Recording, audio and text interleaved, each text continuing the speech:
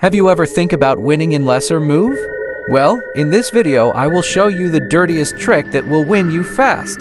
This video is all about Vienna Gambit. I'm gonna show you the different variation and traps that your opponent can be in. Even 2,500 ELO players get trapped in it. So let's begin the show. Before starting the video, support my small channel to grow by subscribing, like, and comment. So let's start the video. We start with e4 and then e5 is the most common response, and now we will not play knight f3, but one of the lesser popular moves, knight to c3. This is what we call the Vienna Gambit. Oops, it's Vienna opening. Anyway, let's continue the show. After knight to c3, black mainly goes for this or this. These are by far most common responses you will see. It's like having a baby after marriage. You will see it most of the time. Let's start with knight f6 first. Now here, we'll go for the Vienna Gambit, which starts with the move f4. You might find this risky, but it's absolutely fine. Now most of the players would take, and here we have the deadly move, pawn to e5. Funny enough, this knight has no safe square left. He is forced to go back, and now we will have to be careful about this queen h4 threat. So simply develop this knight, and you're already in a great position. But let me show you a cute trap to trap your rabbit in it. From here, the best and the obvious response is d6, attacking the center and opening up this diagonal for the bishop. We'll go with d4, adding another defender. He takes, and now we won't take back. Instead, just check with the bishop. Blocking with the pawn is quite obvious, and we'll just slide back to c4. Black continues to take, and we're down 3 pawns. Plus, this knight is also under attack, but still we'll completely this thread like we ignore our x's and bring out the bishop. Now if the opponent tries to be greedy and takes the knight, then he is gone. Let me show you how. We start with bishop f7 check. It's a bishop sacrifice. If he takes, then he loses the queen, and if he doesn't, can you find the winning move? If you are thinking of bishop g5 check, that won't work as the knight can come in between. Therefore, the best move in this position is queen e to check. Going here won't make sense as the king will be exposed and moving to d7 or blocking with the bishop results in an immediate checkmate. So basically, taking the bishop seems the best response.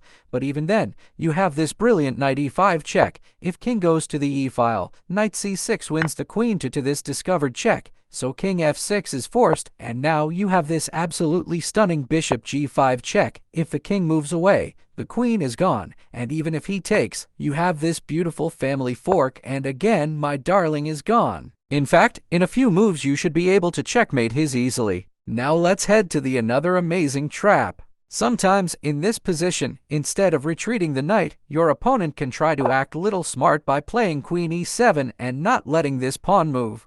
So what do you do now? Yes, just play queen e2 and unpin the pawn. The good thing is that we have it protected, so he cannot take it with queen. Therefore, he's forced to move back. Again, you need to take care of this queen h4 check, so just develop the knight and it's covered. What next? As you can see, black pieces are all cramped up, and the main problem is this e-pawn. So, to get rid of it, the most popular responses you will see are d6 and knight c6. Let's look at them one by one. If d6, then you have the killer move, knight d5. We're hitting the queen. Also threatening a deadly check, so queen e6 is clearly losing for black. Therefore, in most cases, you'll see queen d7 or d8. It doesn't really matter whatever he plays because you have this discovered check lined up. But a simpler way is to attack right away by taking this pawn. This rook is in dagger, so he takes with the queen, and ultimately, you have this discovered check, and again the queen is out of the board. You guys are enjoying, right? Oh, I forgot, you guys are amazing. Thanks for subscribing and hitting the like button.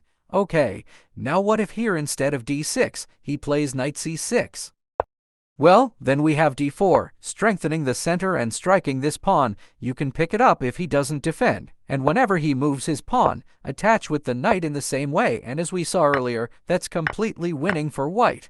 Okay, let's go back. Now here, we say how black is completely losing after he accepts the gambit. What if he declined and defends with either d6 or knight c6?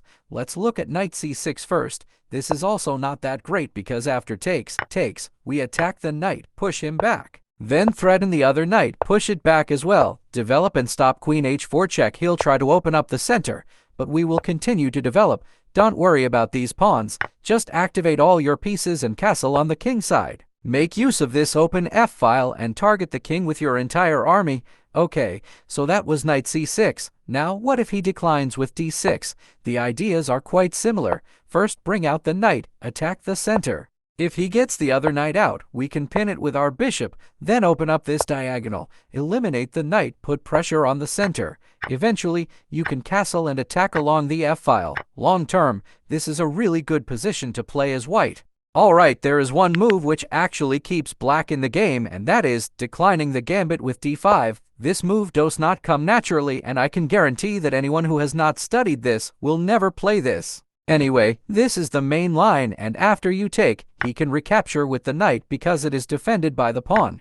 From here, you can play knight f3 to stop this check, but an even better option would be Kuren to f3. This check is still defended, and most likely your opponent will exchange the knights. There could be many different moves from here, but the main idea is to get bishop out, maybe castle on the queen side and attack with your rooks along these open files.